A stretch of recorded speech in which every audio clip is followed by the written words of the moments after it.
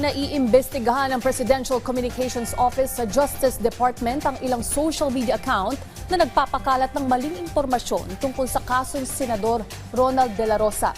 Iginiit din ng palasyo na walang kinalaman si Pangulong Ferdinand R. Marcos Jr. sa pagpapaaresto kay Senador Jinggoy Estrada. Yan ang ulat ni Clazel Pardilla. Inendorso na ng Malacanang sa Department of Justice ang 4 na Facebook account na nagpakalat ng fake news sa umano'y pagpigil ng Korte Suprema sa posibleng pag-aresto kay Senador Bato de la Rosa. Pinasusuri ng Presidential Communications Office sa DOJ ang mga account na Kachismes, Buok Trivis, Krista De Mora at Lenny Kears o Lini Quirong para sa posibleng pagsasampa ng kaso. Sa investigasyon kasi ng PCO Anti-Fake News Desk, walang katotohanan ang kumalat na mga post na nagsabing opisyal nang pinigil ng Korte Suprema ang pag-aresto o pagsuko kay De La Rosa sa International Criminal Court. Paglilinaw ng PCO, tinanggihan ng Korte Suprema ang petisyon ni De La Rosa para sa temporary restraining order. Ginamit pa umano ng mga nasabing account ang mga litanyang just in, breaking news at landmark ruling upang magmukhang lehitimo ang ulat.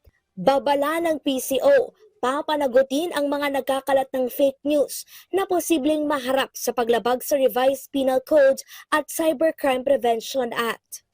Pinabulaanan ng Malacanang ang alegasyon na si Pangulong Ferdinand R. Marcos Jr. umano ang nasa likod ng warrant of arrest laban kay Senador Jinggoy Estrada na naharap sa kasong pandarambong kaugnay sa manumalyang flood control project. Yun po siguro ang nais niyang iparating at ipapaniwala sa mga kababayan natin. Pero yan po ay walang katotohanan. Sabi ni Palace Press Officer Claire Castro, wala sa mandato ng presidente na mag-issue ng arrest warrant. Ang Office of the Ombudsman anya ang nakatutok sa paghabol sa mga nakakaladkad sa flood control scam na isang independent constitutional body. Paano po magkakaroon ng pamumulitika ang ehekutibo kung ito'y dumadaan sa tamang proseso at tamang pag-iimbestiga? Tandaan po natin ang Ombudsman po, ang Office of the Ombudsman ay hindi po hawak ng Pangulo. Independent constitutional body ito. Pinalagan din ng Malacanang ang alegasyon na pinalilipat umano si Estrada sa minorya kapalit ng pag-uurong ng kaso. Giit ng Malacanang, hindi ito politically motivated.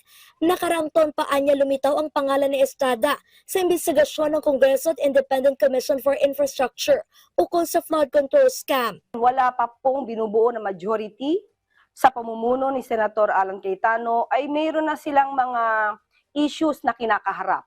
So, hindi ba kabaliktaran yung sinasabi, baka sila yung namumulitika at hindi ang ehekutibo. Sabi ng palasyo, magandang ginawa na Estrada na hindi na nagpahirap pa sa mga law enforcer at haharapin ng maayos ang kaso.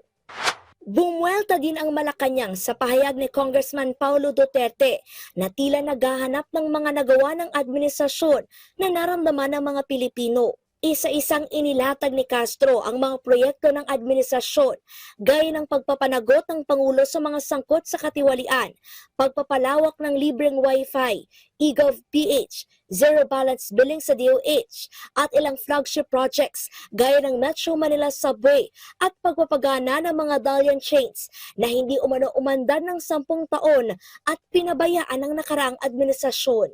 So, bakit kailangan pang hintayin ang SONA? Samantalang kung manunod lamang siya ng press briefing, makikita niya na po kung ano ang ginagawa ng Pangulo. Payo ng palasyo kay Duterte.